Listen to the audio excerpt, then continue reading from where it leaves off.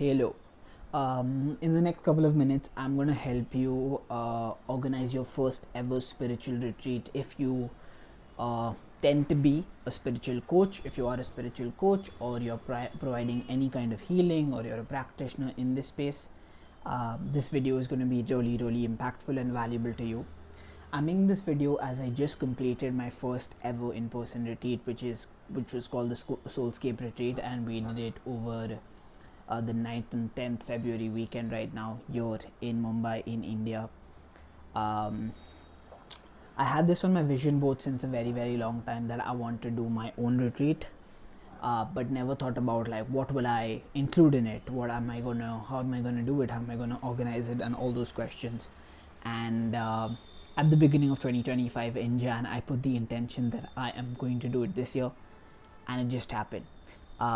So the Soulscape weekend was a spiritual exploration weekend for people who want to dive into this space and really understand what happens when you sort of try to connect closer to your inner self and try and regulate what's happening around you using different practices. So now, if you want to start this process as well for yourself and you want to do your first in-person retreat, there are very specific, simple factors that you can keep in mind and sort of execute on this. And I will go through them one by one in the order that you have to follow them. So number one was the idea. Like, what is it that you're planning to do, creating a schedule, how are the 2 days or 3 days of your retreat going to look like? So for me, I in my head just basically created exercises from all the things that I have learned myself and provided it. So my schedule had certain tantra practices that I learned from my retreat, like the sacred conscious touch or eye gazing exercise, and also humans and angels, right? And then I included a guided meditation by one of my favorite speakers, Joe Dispenza. I did a personal branding exercise that I've created for myself and my clients. So I did that, and it basically helped them really identify and understand what they want to do in 2025 with their business or with themselves, and how they want to create their own personal brand. Okay, so after you decide the flow, I want you to think about the number of people. Like, how many number of people would you feel comfortable hosting in your retreat, right? Think about that. Also, try and keep the overhead costs lower in your first retreat. I would say try and keep a minimum number, and also try and do the retreat at a scale at which you can single-handedly manage it. So I'll tell you how I did it. I went on to Airbnb. I had a number of having 7-8 people, including me, for the retreat. So I went on to Airbnb, found myself a villa 2 hours away from the city of Mumbai in the hills, so that people can kind of disconnect from work. And the climate was better as it was cooler right now in February in Mumbai. So we went to this place called Lonavala, got the Airbnb booked.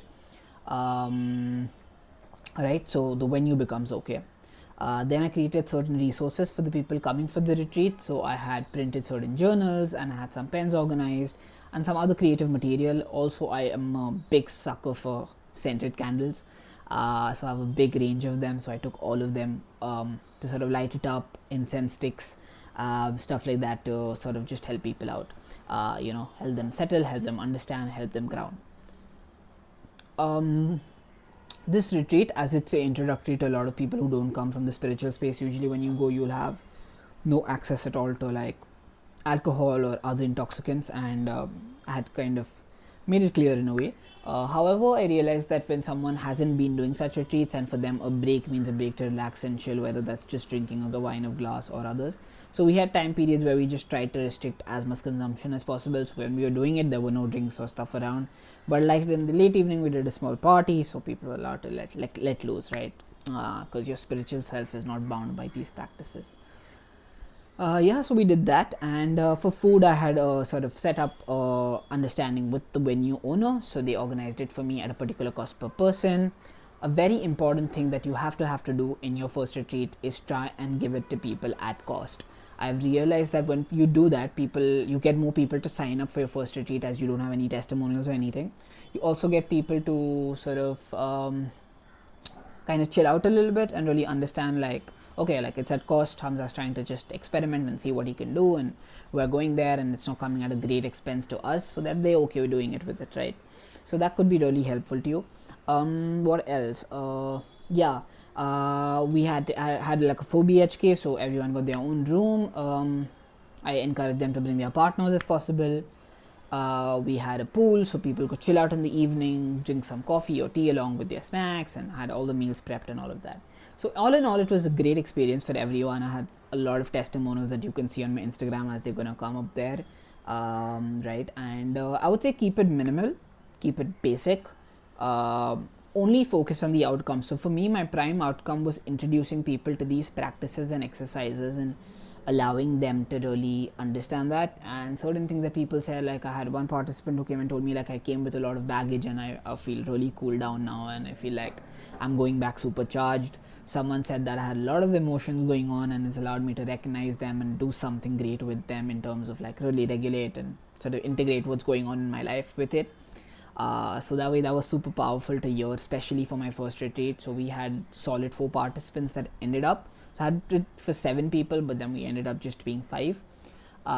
Nevertheless, I think I did my job pretty well. I can say that confidently because I saw like first time people doing it, having emotional releases, really understanding what's going on, being able to integrate, creating a really safe space. And we had a sharing circle as well where people spoke about how it helped them, you know, and how someone again very nicely said that usually I take a retreat and I go out on the weekend when I have to. I do that very often, but like that's party and fun.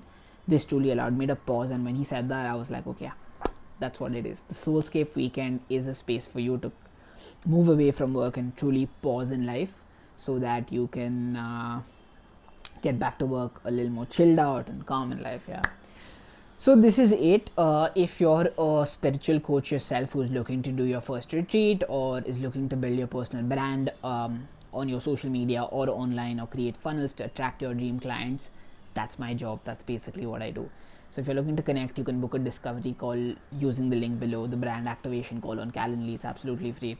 And we can get on a call and I can show you what the sacred brand blueprint is, which is my one-on-one program for me to help you and guide you build the best spiritual personal brand so that you can monetize through retreats, ebooks, courses, one-on-one coaching, whatever it is. And it's all based on storytelling and strategy.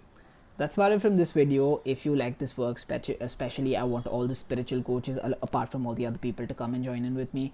Please follow, like the video and keep supporting because I love you so much. Okay, Godspeed, trust the process. See you in the next one.